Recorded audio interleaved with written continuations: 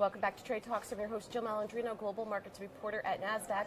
We're coming to you live from Georgetown University's McDonough School of Business at the DC Blockchain Summit. Joining me for this segment is Lata Varghese. She's a consulting head, blockchain and distributed ledger technology over at Cognizant. Thank you very much for joining us today. Thank you for having me. And we're going to focus on, is 2018 the year of blockchain at scale? So the first question to you is, what are some roadblocks and challenges for enterprise blockchain adoption?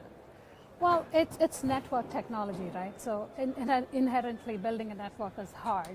And also process design that is meant for centralized infrastructure, if you just take it on to a blockchain platform, that's not transformational. So inherently, there's a lot of process redesign that needs to happen between organizations, and that's where a lot of the hard work is.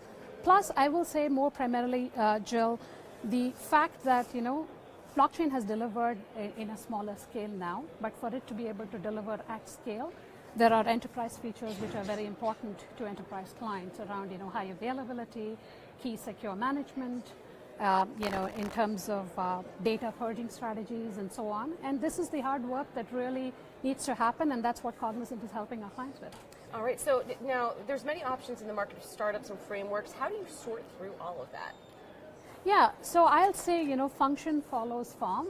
Function doesn't follow marketing hype. So decide what your business problem is and work backwards to find the right technology. So I would say there are a plethora of, excellent innovative frameworks out there, but those that are actually focused on providing, features that are important for, enterprise adoption, like data privacy, security, scalability, search. These are all important functions, and there's no shortcuts. Unless you have all of these features, there is no enterprise organization who's going to take this to scale and to and run serious production applications. So I'd say focus on that.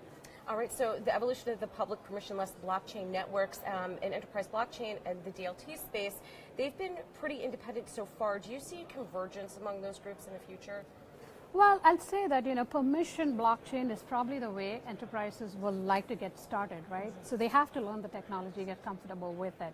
Over the long term, open networks that are, interoperable between multiple blockchains is possible.